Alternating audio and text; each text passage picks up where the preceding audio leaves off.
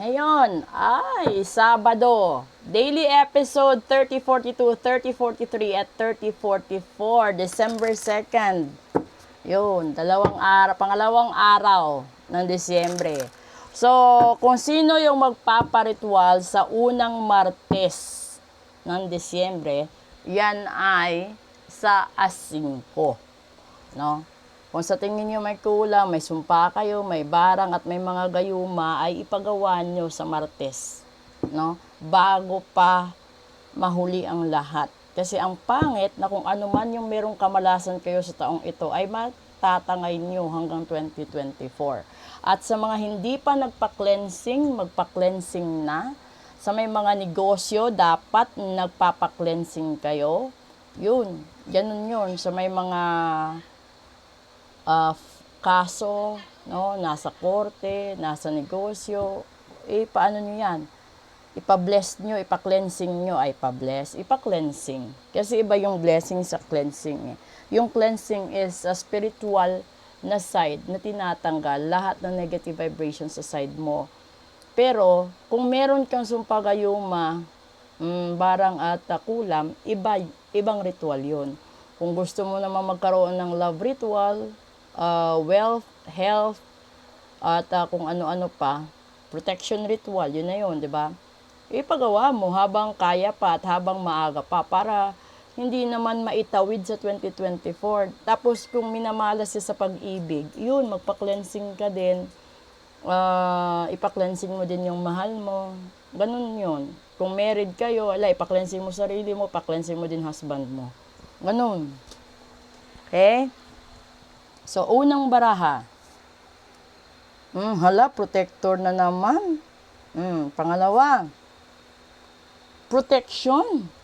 And pangatlo, authentic. Ay, nako. Sabado. Para yatang kakasabi ko lang nito. Diba? Kasi sinabi ko na yung protector. So, sinasabi ng mga anghel de la guardia ninyo na magpalagay kayo ng protection. Kakasabi ko lang, diba? Kasi, yun yung dapat Yun yung dapat yung gawin na dapat kaugalian. Kung nakaugalian yung magsimba bawat Sunday, Thursday, or anumang araw kayo nagsisimba, dapat ganun din yung protection spell, ganun din yung money spell, ganun din lahat-lahat ng aspeto sa spiritual na side. Kasi, hindi naman po pwede na kapag nagpa-cleansing ka November, okay lang hanggang December. Hindi ganun. Kasi, yung mga taong nakasalamuha mo sa November, iba sa makakasalamuha mo sa December. Yung problema mo sa Nobyembre, iba sa Disyembre. So, kung ayaw mong magkaroon ng chain of problems, you better do the cleansing every month. O yung iba nga, sa bawat desisyon nila sa buhay, bago magbukas ng negosyo, bago kumuha ng board exam, bago kumuha ng job application, bago mag-apply ng visa, or bago bumili ng properties, ginagawa nila, nagpapa-reading and nagpapa-cleansing sila. Kasi, pantaboy ng kamalasan. Yun yung dapat nyong gawin. And then dito naman, sinasabi dito, if you have a full protection, then it would be easier for you to succeed. All you just have to do is to be authentic. Alam mo, hindi naman kailangang maging replika ng bawat tao. No? Hindi rin kailangan na sundin mo lahat. Kapag sumayaw yung isa, sasayaw ka din. Kapag naghubad yung isa, maghuhubad ka din. Di ba hindi? Kasi yung pagiging ikaw, kaya ka nga ginawa or nilikha na unique. Kasi ikaw yan. So, kung meron ka man sigurong babaguhin doon, i-adjust mo. Kung sa tingin mo masama ugali mo, i-adjust mo. I-tune in mo. Kung sa tingin mo madamot ka, mag-adjust ka, maging mapagbigay ka. Kung sa tingin mo mabunganga ka, i-zipper mo, bibig mo, para hindi ka iwanan ng mahal mo. Kung ikaw naman yung tipo ng tao na ang hilig mong magbilang, manumbat, ang hilig mong manakit ng kapwa, or physical na pagpapananakit, i-minimize mo. And at the same time, kung ikaw din yung tipo ng tao na medyo makapal ang mukha, ibawas-bawasan mo. Kasi, Kung nakikitira ka sa bahay ng manugang mo, ang tawag doon, biyenan mo, nakikitira ka sa kaibigan mo, sa kahit kanino, kailangan dapat marunong kang mahiya, no? Huwag kang umabuso, no? Kahit papaano, mag-ambag ka din. Huwag yung okay ka lang na sila nagbabayad ng bill, sila nagpapakain sa'yo. Ultimo paglilinis, di mo kayang tulungan, no? May mga ganun eh. So, iba yung mga takbo ng buhay pag ganun. So, doon naman tayo sa pagiging authentic. Ito naman yung tipo ng buhay na nawawala ka sa sarili mong katayuan, katalinuhan, sa sarili mong breeding. Kasi, sa sobrang taas ng pangarap mo, no? Halimbawa, nangangarap kang mabuhay ng masaya, maaliwalas, masagana. Paano mangyayari yun? Kung hindi ka nagtatrabaho, hindi mo malalasap yun kung yung gagamitin mo is ibang tao o pera ng ibang tao, gamit ng ibang tao. Hindi yun. So, hindi ibibigay sa'yo ni universe yun. So, kung ako sa'yo, sa pagiging totoo mo, mag-focus ka sa sarili mo. No? I-cleanse mo sarili mo, i-ritual mo sarili mo, and then you have to put some protection spell sa buhay mo. Then subukan mo magtrabaho. You dedicate yourself doon sa mga valuable na gawain, wherein na pwede kang kumita ng passive, pwede kang kumita ng active income, na hindi ka nang gugulo or nang iistorbo ng ibang tao.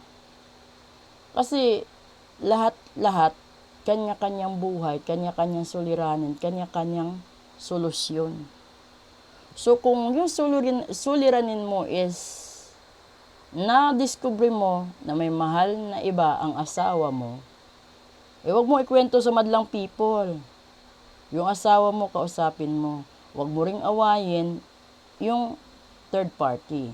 Alam mo kung bakit? Hindi naman siya yung may mali. Yung asawa mo, yung boyfriend mo, or yung ka-live-in mo. Yun yung dapat mong awayin.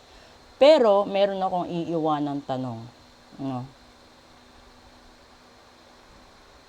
Kung yung asawa mo aawayin mo, no? Mumurahin mo, araw-araw, linggo-linggo, susumbatan mo dahil nagmahal siya ng iba.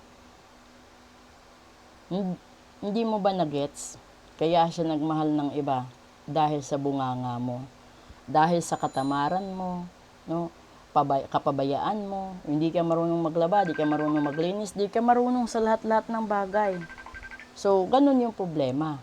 Ngayon, kung naging totoo ka at naging open ka sa kanya, wala kang nililihim, hindi ka tatablan ng karma. Pero kung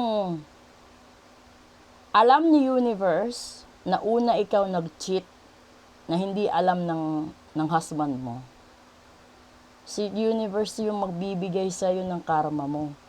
The time will come na kapag bumalik yung husband mo sa poder mo at iniwanan niya yung isa, madidiskubre ng husband mo lahat-lahat ng sikreto mo. Vice versa yan.